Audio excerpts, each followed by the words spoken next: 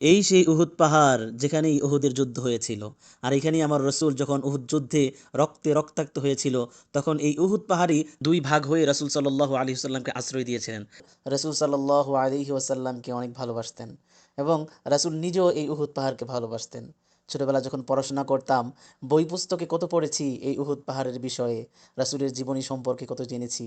তখন শুধু অনুভব করতাম যে কেমন যেন উহুদ পাহাড়। আজকে উহুদ পাহাড়ের সামনে দাঁড়িয়ে এই অনুভূতিটা কাউকে বোঝানোর মতো না। আমার মনে হচ্ছে যে আমি জীবনের সবচেয়ে সুন্দর মুহূর্তে আছি, যেখানে আমার রসুল সময় কাটিয়েছেন, হেঁটেছেন, চলেছেন, কথা বলেছেন, যুদ্ধ করেছেন। এবং রাসূল সাল্লাল্লাহু আলাইহি ওয়াসাল্লাম বলেছেন যে এই উহুদ পাহাড় আমাকে ভালোবাসে, আমিও উহুদ পাহাড়কে ভালোবাসি। কত সুন্দর কথা, যে একটা পাহাড় হয়ে রাসূলকে এত ভালোবাসতেন, কিন্তু আমরা মানুষ হয়েও, রাসূলের উম্মত হয়েও রাসূলকে এত বেশি ভালোবাসতে পারলাম না। দেখতে পাচ্ছেন চলতে চলতে অনেকটাই কাছাকাছি চলে আসলাম।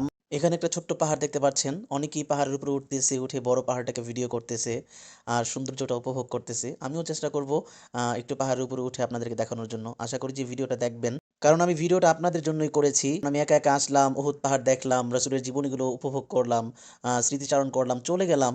তাহলে তো আসলে নিজের কাছে ভালো লাগতো না। যেহেতু আমার কয়েকটা চ্যানেল আছে, আমি একটু ভিডিও করলাম আপনাদের জন্য, যেন আপনারা একটু দেখতে পারেন।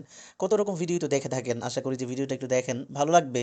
আর সবচেয়ে বড় বিষয় হলো আমার এই চ্যানেলটা ইসলামিক একটা চ্যানেল। যারা ইসলামিক ভিডিও দেখতে পছন্দ করেন, কোরআন তেলাওয়াত, ইসলামিক নাশিদ অথবা ইসলামিক এরকম ছোট ছোট ব্লগ, তারা একটু আমার চ্যানেলটাকে একটু সাবস্ক্রাইব করে বা একটু পেজ থেকে ফলো করে, টিকটক থেকে ফলো করে, রিপোস্ট করে একটু সাপোর্ট করবেন।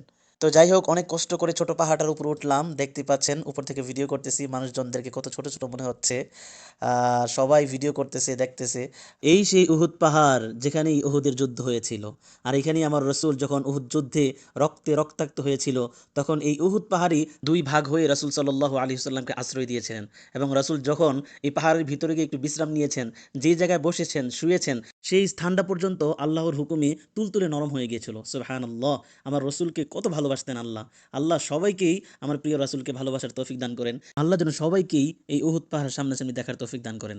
পরবর্তী ভিডিওতে বড় পাহাড়টা কাছ থেকে দেখতে পাবেন। চ্যানেলটি সাবস্ক্রাইব করুন, পেজ থেকে ফলো করুন এবং টিকটক থেকে ফলো করে সঙ্গেই থাকুন। আশা করি ইসলামিক এই চ্যানেলটিকে সকলেই সাপোর্ট করবেন।